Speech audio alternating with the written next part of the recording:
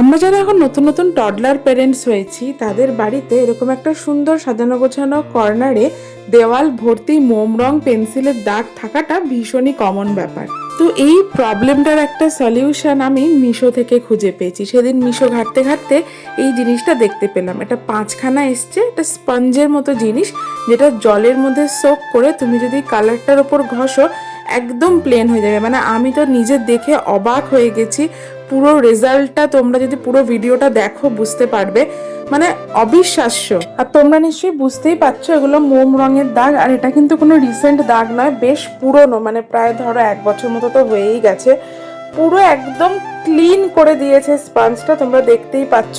আমি নিজে রেজাল্ট দেখে অবাক হয়ে গেছি। যাই হোক, তোমরা যদি তোমাদের বাড়ির দেওয়াল এরকম ভাবে ক্লিন করতে চাও তাহলে কমেন্ট বক্স চেক করো, সেখানে লিংক দেওয়া আছে। আর তোমরা যদি তোমাদের বাড়ির দেওয়ালটা এরকম নিট অ্যান্ড ক্লিন দেখতে চাও তাহলে তাড়াতাড়ি গিয়ে মিশোতে অর্ডার করে নাও।